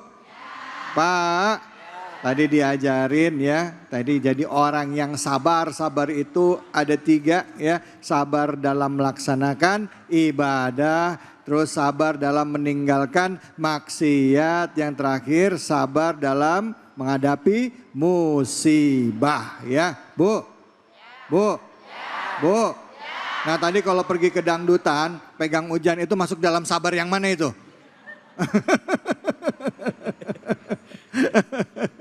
Masya Allah, siapa yang mau nanya? Angkat tangannya, silakan. Baik, ibu-ibu silakan, Bu. Baik, bismillahirrahmanirrahim. Assalamualaikum warahmatullahi wabarakatuh. Waalaikumsalam warahmatullahi wabarakatuh. Perkenalkan, nama saya Imro'atul Husniyah. Izin bertanya Ustadz, apa yang harus kita lakukan jika tetangga atau keluarga kita meminta bantuan, baik makanan atau uang, sedangkan kita sendiri dalam keadaan kesusahan? Sekian dan terima kasih. Assalamualaikum warahmatullahi wabarakatuh. Waalaikumsalam warahmatullahi wabarakatuh. Silakan Ustadz Fadl. Ketika kita sedang kumpul nih sama tetangga, tiba-tiba tetangga itu minta tolong sama kita, padahal kita lagi kesulitan ya. Kata tetangga, ya Allah po, saya nggak punya duit ini, ya Allah po, beras habis. Kita ngomong sama dia, yaudah ke rumah gua, ngapain kita nangis bareng-bareng. Ya nangis bareng-bareng udah. Menolong orang itu perbuatan yang mulia. Tapi kita kan tahu kondisi kita. Memang kita wajib menolong orang tatkala mereka itu dalam kesulitan. Akan tetapi kita tidak punya kewajiban kalaupun emang diri kita pun lagi kesulitan. Contoh di rumah tiba ada nasi sepiring-piringnya doang. Tiba-tiba tetangga kita, po saya lapar banget. Kita kayak ini punya anak 16 belum makan. Contoh nasi sepiring doang, anak 16 belum pada makan ya. Kita kasih dia, lah dia mah hidup, kita mampu semua po. Kita nggak dosa enggak kalau emang kita dalam kesulitan. Cuman menyampaikannya kudu dengan omongan yang baik. Ya Allah Bu, terima kasih ya, saya udah jadi teman curhat Ibu. Sekarang gantian saya mau curhat juga dah ya. Ya sama-sama susah habis ya. Ya. Mohon maaf ya Bu ya, bukannya saya nggak mau nolongin, bukan. Emang kok sama, saya lagi sulit ini. Keadaan emang lagi kayak begini. Mohon maaf belum bisa bantu, begitu cara ngomongnya. Jangan pakai dikata. Orang minta tolong sama kita, kita sulit kita kata. Lu enak banget tolong sama gue, susah. Ujung-ujungnya itu mah Bu, sudah mah susah bareng, berantem pisan udah. Iya. Ngomongnya yang baik kepada orang tersebut. Sebab kenapa? Jangan sampai dengan keadaan yang sama malah jadi perkelahian. Kalau bisa kita saling mensupport. Saling mensupport. Kalau begitu mabuk nih, saya punya kenalan, dia lagi nyari karyawan, kira-kira mau kerja gak di sono, kita kasih solusi. Itu mungkin yang kita bisa bantu kepada dia, kita kasih solusi dengan kita memberikan peluang pekerjaan. Kalau memang kita enggak ada, enggak bisa bantu, ngomong dengan beralasan yang baik. Paham Bu? Alhamdulillah, makasih banyak Ustadz. Bu, Pak, udah jelas ya. Jadi kalau misalnya memang sama kondisinya, pengen nolaknya juga jawabnya dengan jawab yang baik. Jangan kemana-mana, kita akan lanjut lagi. Pertanyaan yang tadi sempat saya tanyakan juga akan dijawab oleh kedua orang guru kita. Tentunya hanya di sini, di Cahaya Hati Indonesia.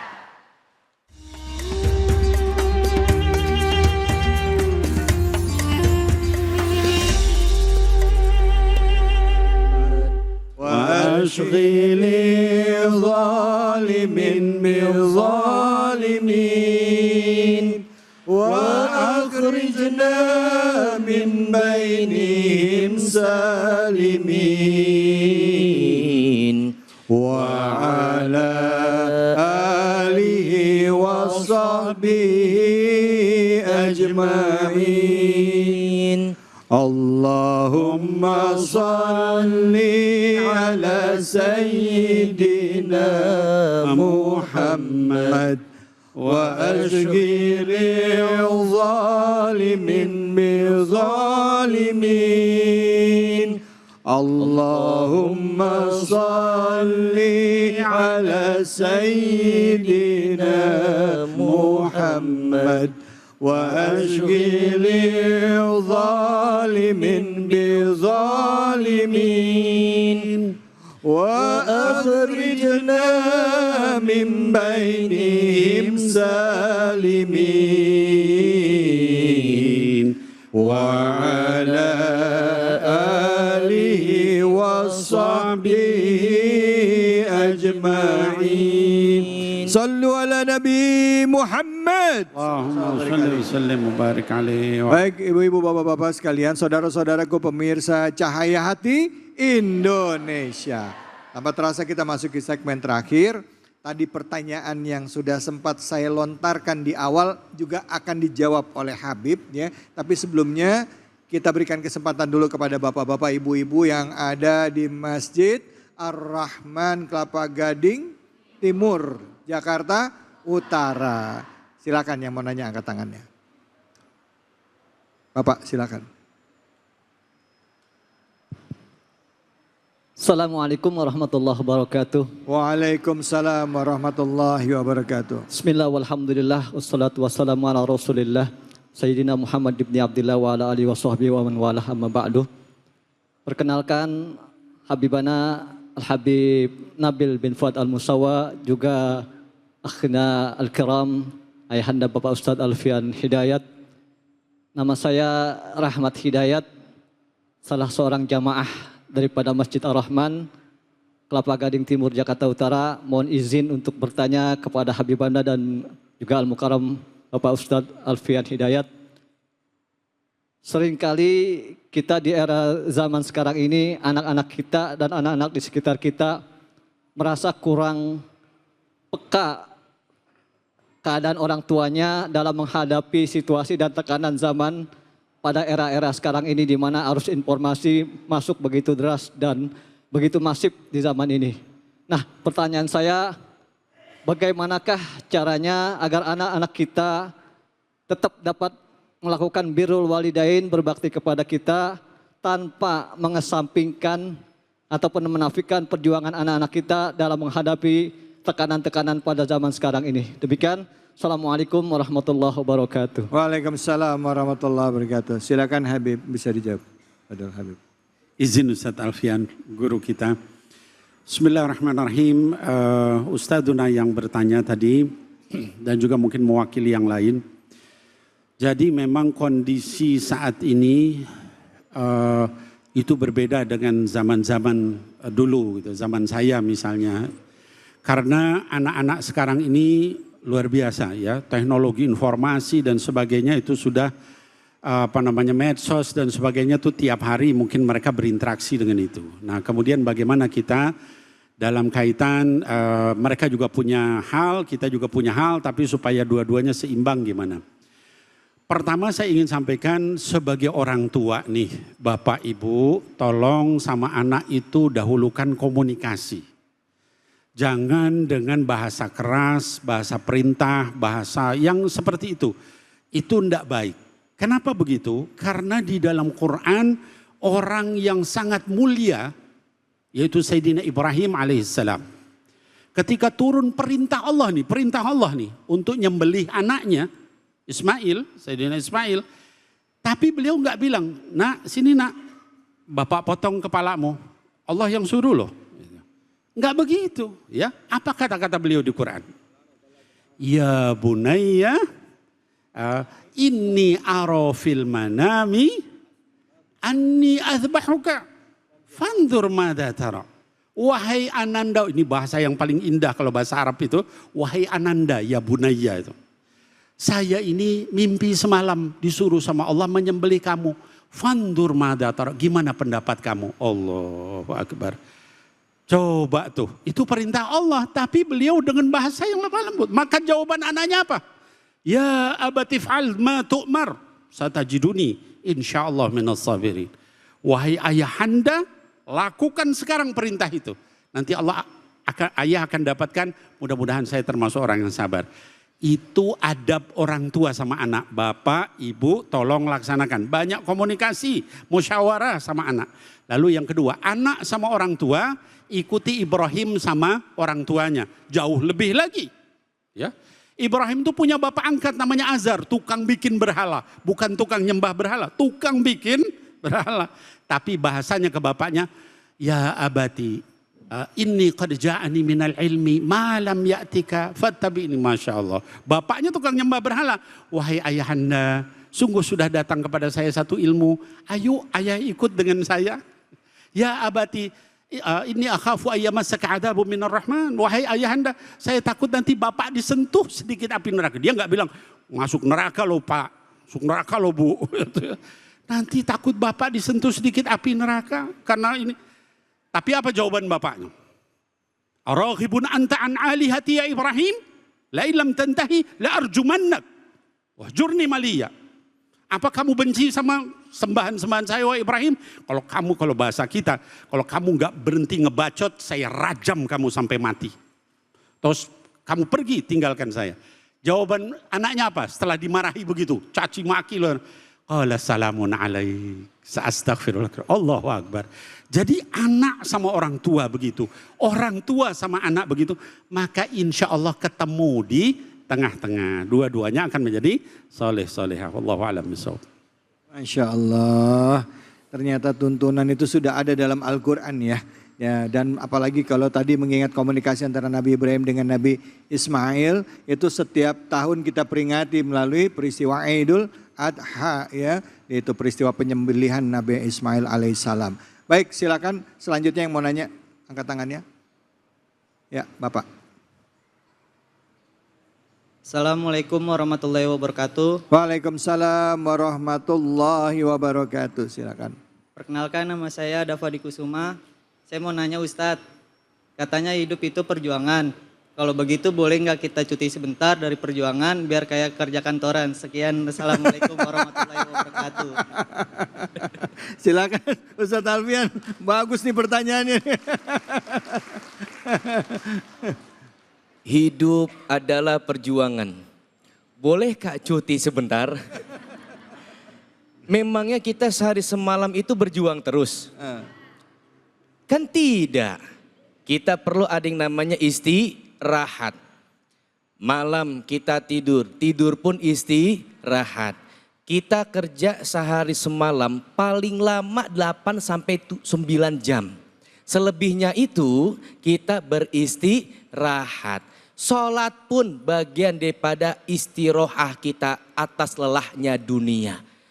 Makanya kalau bilang cuti dulu sebentar, udah kayak kerja kantoran, apalagi ngomongnya berhenti selamanya, berarti rojiun. Bukannya boleh atau tidak, memang ada waktunya kita untuk berhenti sejenak. Kita manusia pasti ada lemahnya. Jangankan manusia, robot aja ada rusaknya. Kita pun sama. Kerja sehari semalam, contoh halnya nih kerja terus begitu, lama-lama hancur gak badan?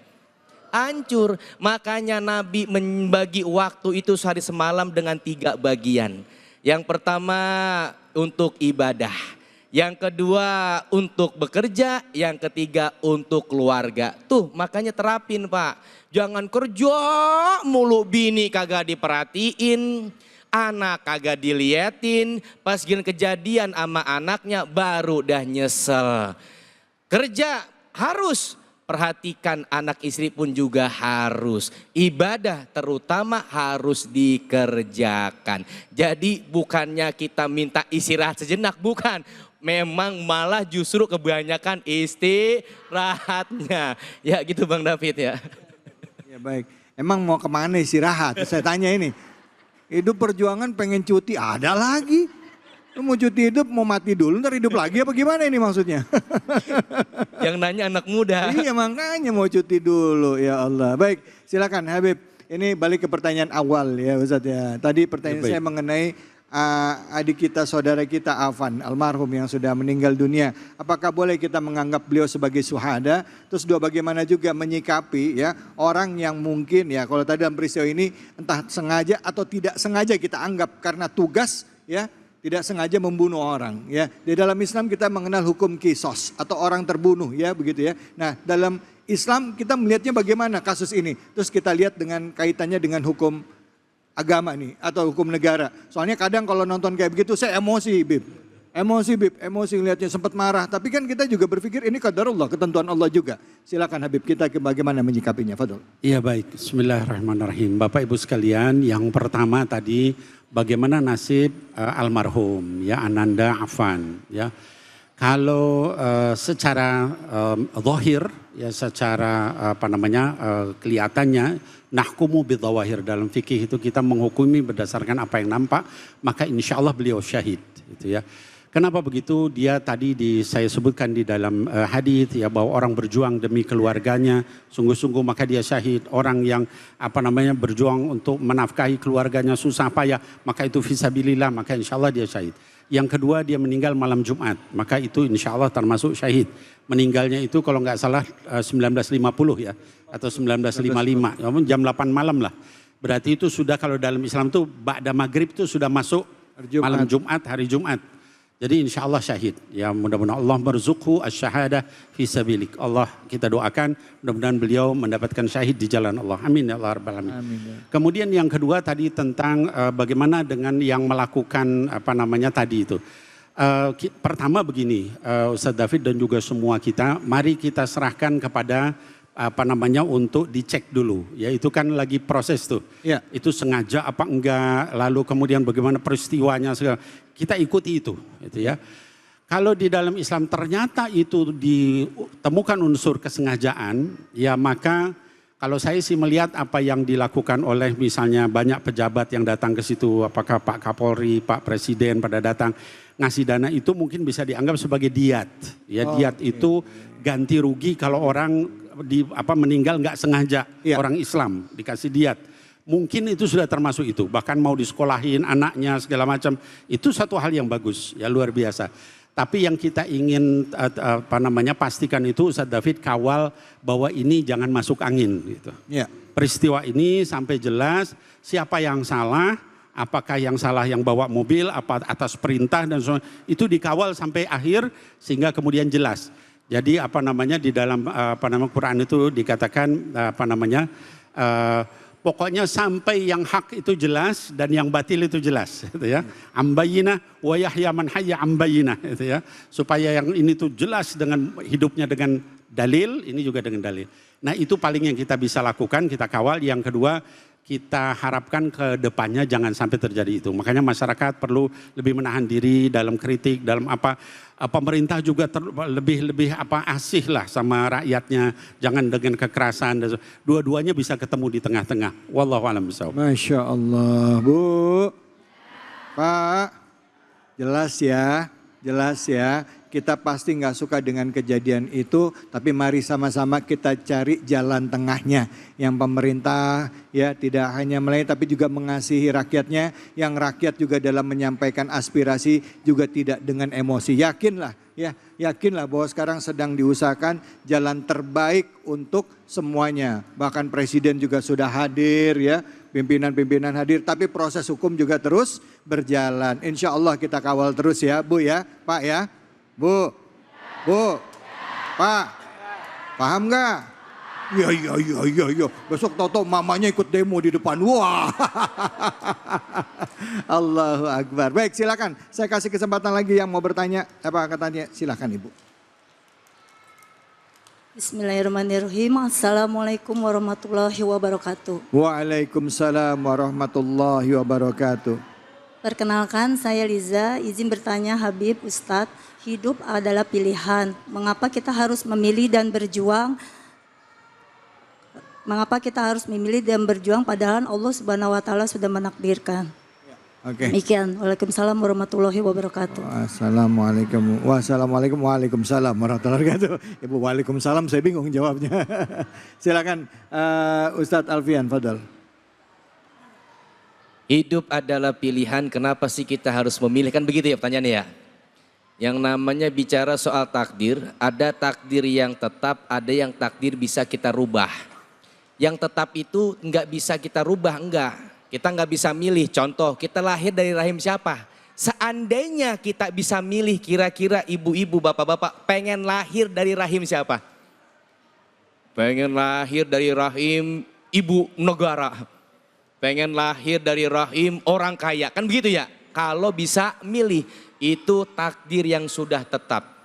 Akan tetapi takdir yang bisa berubah, nah inilah kembali kepada kita. Allah sudah memberikan kita mata, memberikan kita lisan, memberikan kita pendengaran, akal dan hati. Ini kita yang menentukan. Ada surga, ada neraka. Ada yang baik, ada yang buruk. Ada kebaikan, ada kejahatan. Kita yang menentukan sendiri mau ikut yang mana. Makanya kita berdoa pun harus ada yang namanya action. Dalam sholat kita selalu minta kepada Allah. Dalam doa yang kita panjatkan, yang kita baca di surah Al-Fatihah. Ihdinas sirotol mustaqim. Ya Allah, tunjukkanlah kami jalan yang lurus. Jalan siapa? Jalan mereka yang diberikan nikmat olehmu. Jalan para anbiya wal mursalin, para aulia, para solihin. Ikutin jejak-jejak mereka. Pengen jalan yang lurus, bergaul sama orang yang salah. Pantes apa kagak kira-kira? Pengen jalan yang lurus diajak ngaji ogah. Pantes apa kagak? Ihdinas sirotol mustaqim. Ya Allah, tunjukkan kami jalan yang lurus. Oh, ngajinya gue perek dulu ya. Minta doang, actionnya kagak.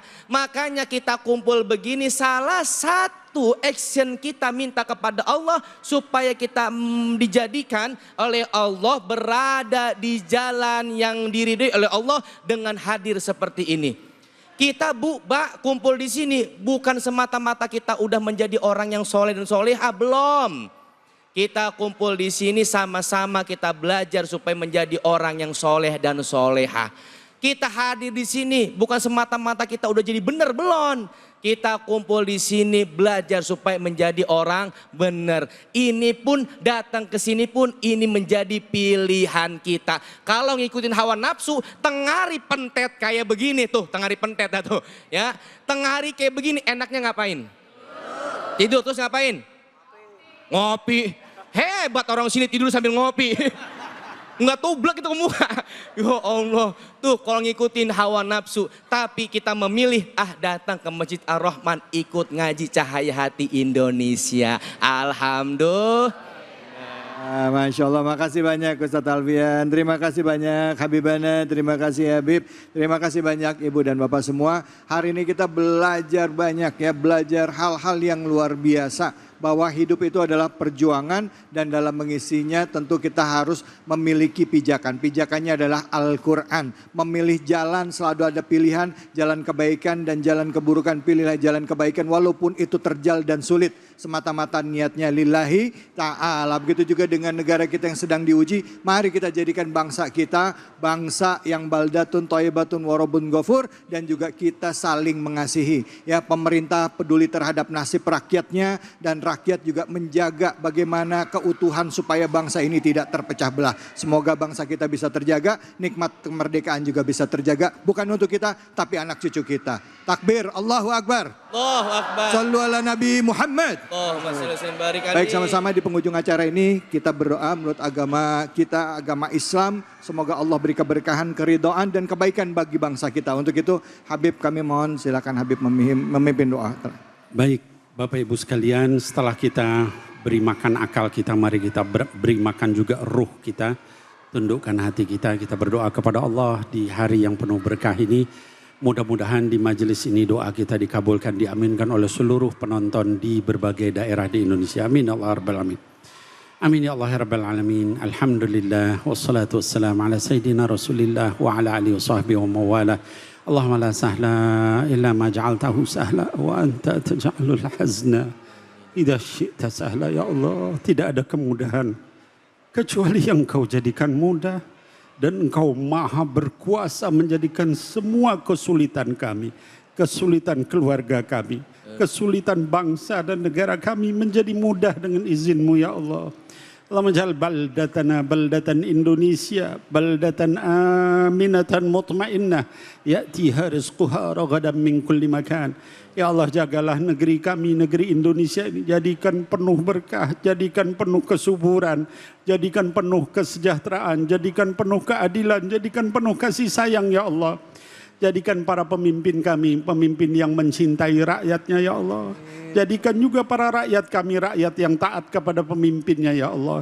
Jadikan para ulama kami bisa menerangi kami semua dengan ilmu, dengan doa, dengan zikir ya Allah. Allahumma rabbana atina fid dunya hasanah wa fil akhirati hasanah wa qina adzaban nar wa adkhilnal jannata ma'al abrar ya aziz ya ghafar ya rabbal alamin. وصلى اللهم على حبيبك سيدنا محمد وعلى آله وأصحابه وأزواجه وذرياته أجمعين وسلم ولا حول ولا قوة إلا بالله العلي العظيم والحمد لله رب العالمين. Amin amin ya rabbal alamin. Terima kasih banyak Habib, terima kasih banyak Ustadz Alfian Hidayat, terima kasih banyak bapak-bapak dan ibu sekalian. Terima kasih pemirsa Ainus dimanapun saja ada berada. Malam hari ini kita banyak-banyak beristighfar, mohon ampun kepada Allah. Adalah khilaf kita, dosa kita, ya semoga bangsa kita dijaga. Kita doakan pemimpin-pemimpin kita, semoga Allah luruskan hatinya, Allah berikan hatinya keistiqomahan untuk membela kebenaran dan menjaga rakyatnya dan bangsanya. Saya yakin pemimpin-pemimpin kita juga peduli dengan kita. Karena itu mari sama-sama kita bergandengan tangan, kita doakan yang terbaik buat bangsa kita. Selalu dalam setiap doa kita, di dalam apa yang kita lakukan, berikan yang terbaik buat bangsa kita. Amin. Saya David Halik undur diri, semoga Allah berikan keberkahan dan keridhaan buat kita semua. Billahi fisabilillah haq fastabiqul khairat wallahul muafiq ila aqwamit bitariq wa billahi taufiq wal hidayah. Assalamualaikum warahmatullahi wabarakatuh. Waalaikumsalam warahmatullahi wabarakatuh. Allahumma salli ala sayyidina Muhammad وأشغل الظالمين بظالمين اللهم صل على سيدنا محمد وأشغل الظالمين بظالمين وأخرجنا من بينهم سالمين وعلى آله وصحبه أجمعين اللهم صل على سيدنا محمد وأشغل الظالمين بظالمين اللهم صل على سيدنا محمد وأشغل الظالمين بظالمين وأخرجنا من. Acara ini dipersembahkan oleh menangkan 5 tiket nonton langsung Indonesia di Amerika. Dukung Indonesia mengukir sejarah baru.